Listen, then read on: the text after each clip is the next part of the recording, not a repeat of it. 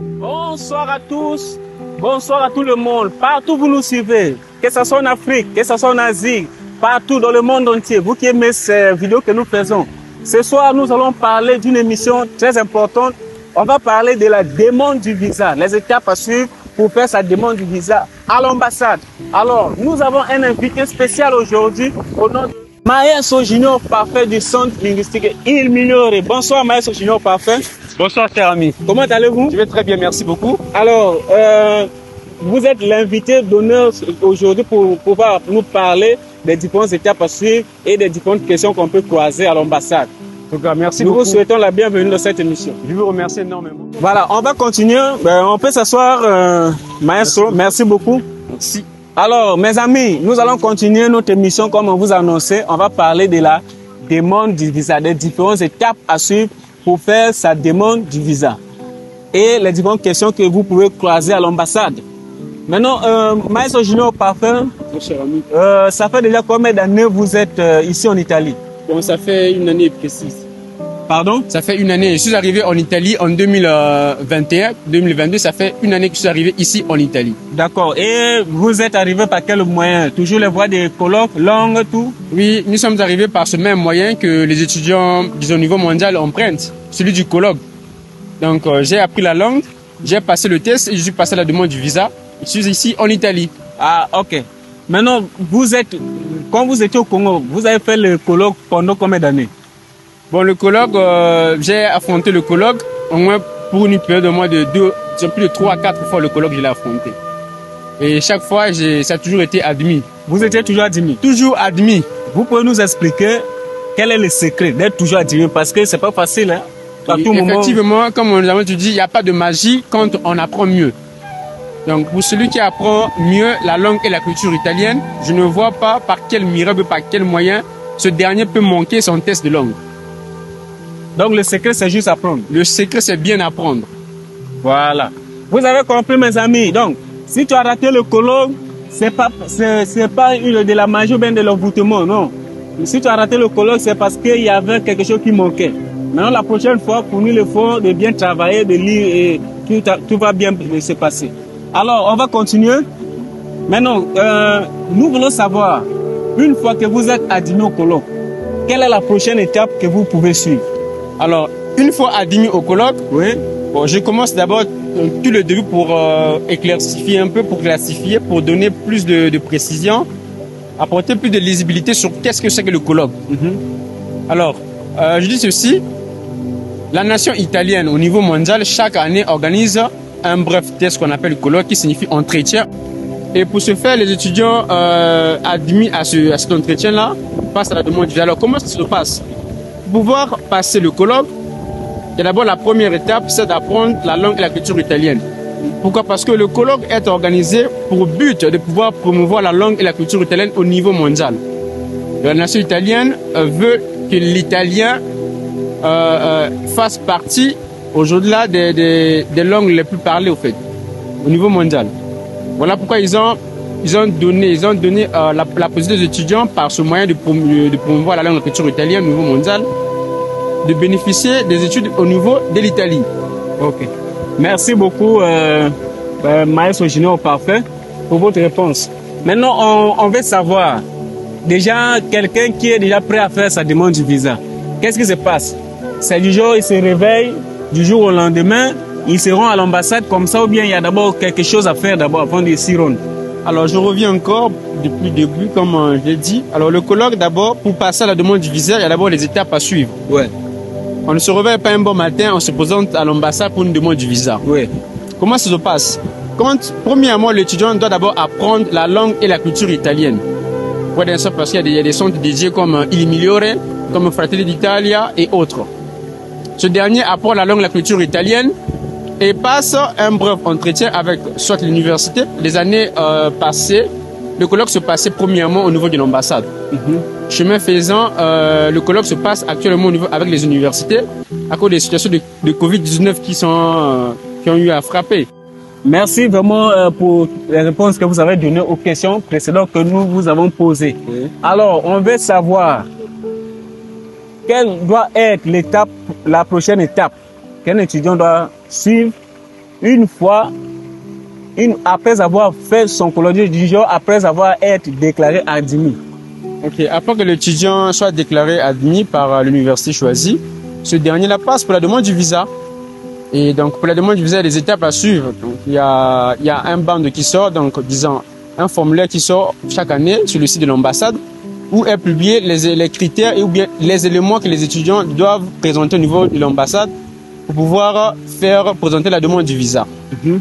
Donc, il y a une documentation qui est publiée chaque année entre mars ou avril au niveau de l'ambassade qui permet aux étudiants de pouvoir connaître les éléments à fournir pour la demande du visa. Maintenant, vous pouvez nous flasher quelques documents en question. Bon, les documents, façon brève. Les documents souvent demandés, nous avons par exemple l'assurance maladie, la lojo. La lojo, c'est quoi la lojo? La lojo, c'est l'hébergement. Voilà, papier d'hébergement de l'assurance maladie au niveau de l'Italie. Du répit, donc le test qui atteste, le document qui atteste que l'étudiant est admis, et bien d'autres. Le passeport y compris, exactement. Voilà. Okay. Merci beaucoup. Alors, nous maintenant, ce qu'on veut savoir, comment faire, est-ce que parmi ces documents-là, si on prend par exemple le passeport, est-ce que le passeport peut constituer un échec du genre, ça peut causer un refus auprès de l'ambassade? En quelle mesure le passeport peut causer un refus à un étudiant? Bon, le passeport peut causer un refus à un étudiant si ce dernier ne présente pas un passeport qui est valide au moins pour une période de 6 mois. Parce que le passeport qui doit être présenté au niveau de l'ambassade pour la demande du visa doit avoir au moins une validité d'au moins 6 mois. Voilà un peu sur le passeport. Voilà, mes amis, écoutez très bien. Comme je vous avais dit précédemment, si tu n'as pas suivi les vidéos sur comment faire son test, son colloque avec les universités, je te conseillerais de le suivre. Vous allez suivre les conseils là-bas. Tu prépares tes documents en avance pour ne pas être là dans les tracasseries et voilà, et rater le voyage. Parce que la vie, quand tu le prends aussi, tu ne prends pas aussi au sérieux, tu vas aussi avoir des pots cassés. Alors, merci vraiment.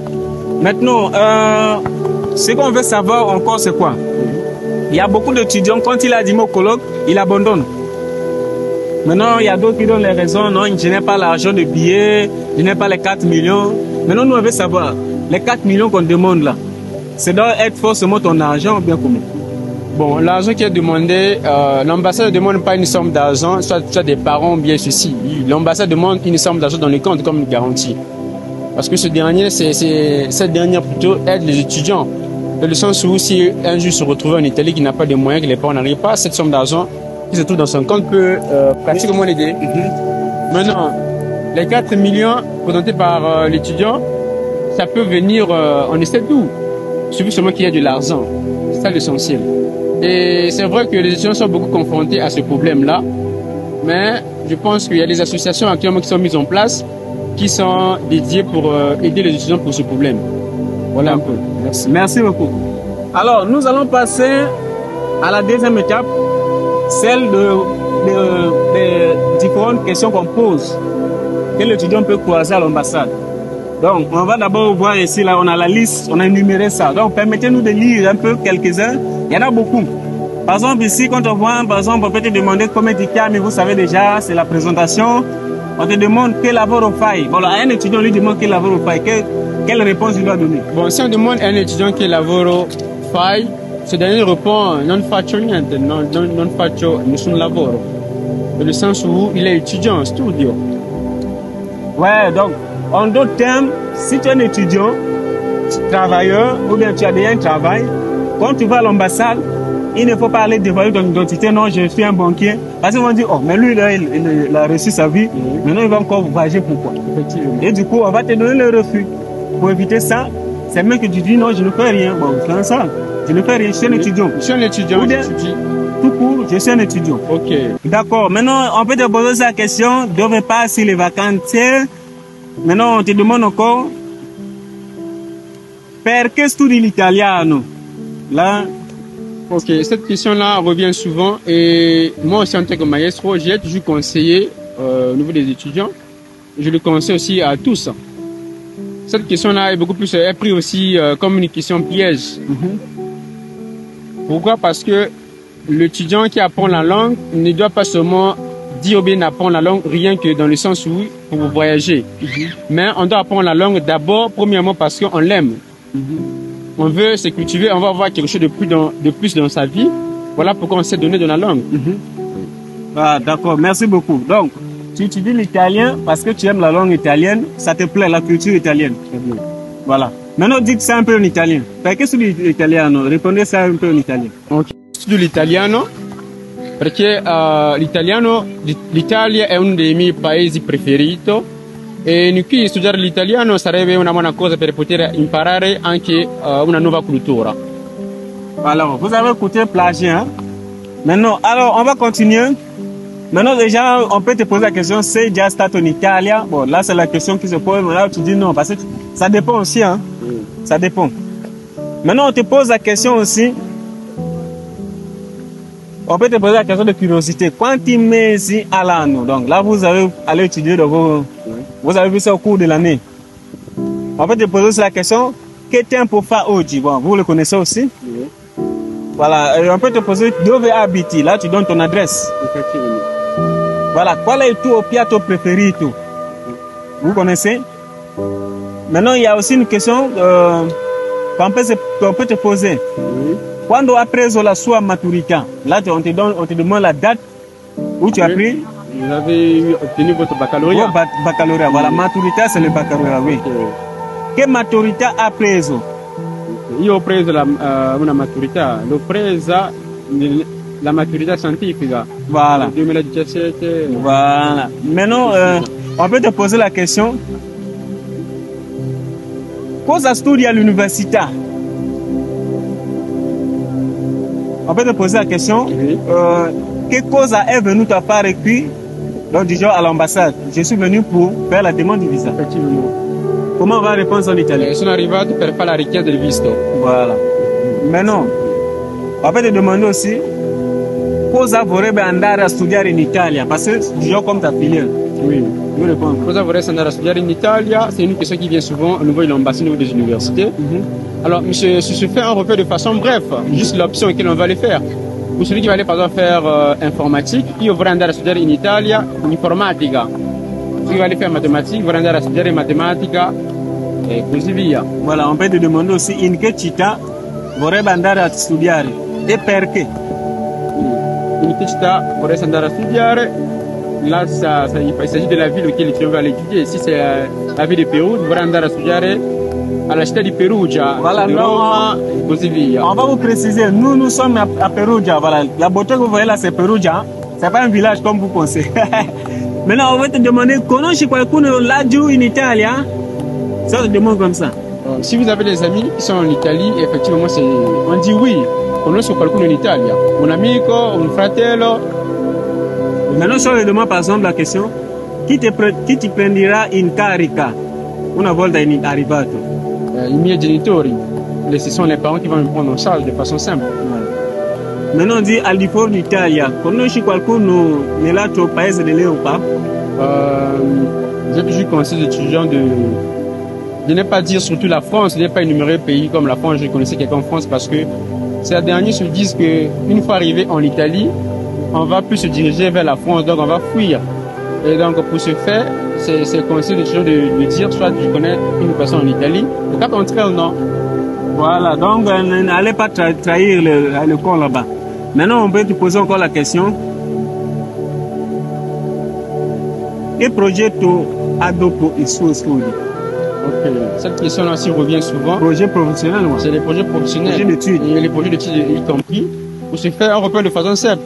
Dopo aver finito i miei studi, tornerò al mio paese per contribuire allo suo sviluppo. De façon simple. Donc après avoir fini mes études, je rentre au pays pour pouvoir contribuer notamment au développement de mon pays. Voilà. Alors, on peut te dire aussi cosa ti piace in Italia. Bon, cosa ti piace in Italia, notamment il y a plusieurs éléments qui peuvent, disons, intéresser quelqu'un. Ça peut être la cucina, quello che mi piace tanto la cucina italiana.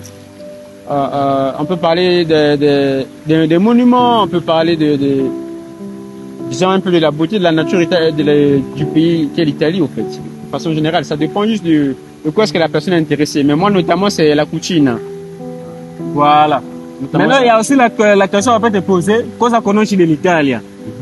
Faut dire non, l'Italie, tu définis l'Italie, tu donnes aussi les villes, voilà la capitale, tout bien parler en italien. Donc vous devez répéter ça à la maison. Maintenant, il y a aussi un conseil qu'on veut demander. Maintenant, comment l'étudiant doit se comporter en face de l'ambassadeur? Parce que d'autres étudiants, on remarque que quand il est en train de pratiquer avec ses amis, il parle bien, il est à l'aise. Mais quand il se trouve devant l'ambassadeur ou bien en face du colloque, ces derniers perdent la pédale. Oui, bon, effectivement, c'est un phénomène auquel on est plus soumis. Bon, le fait que l'étudiant puisse être confronté à ce problème-là, beaucoup plus, c'est le stress ou bien la peur, en fait. Mais ce sont les éléments du corps, bien les éléments qui nous viennent souvent, qui sont liés avec nous, mais qui sont aussi contrôlés dans le sens où on peut les contrôler. Quand on est sous l'emprise de la peur ou bien du stress, on peut se contrôler. Parce que si on se laisse emporter par ces éléments-là, eh ben, on perd le fil d'idée et on se laisse, disons, emporter par ça. Et voilà, là, on ne peut plus rien. D'accord. Voilà. Nous vous remercions vraiment d'avoir accepté cette invitation. Alors, mes amis, notre émission touche à sa fin et on était avec Maestro Junior Parfait. Donc, nous avons parlé des différents points qui concernent les visas. Maintenant, s'il y a d'autres questions que vous allez nous poser, mettez ça dans les commentaires. Mettez ça dans les commentaires. Dans ce cas, on va voir comment on va vous aider dans les prochaines vidéos. Maintenant, si tu n'as pas encore fait, abonne-toi et active la cloche pour ne pas rater les prochaines vidéos qu'on va faire. Nous vous souhaitons bonne soirée, nous vous saluons, nous vous aimons. Alors, ciao, ciao, ciao, ciao.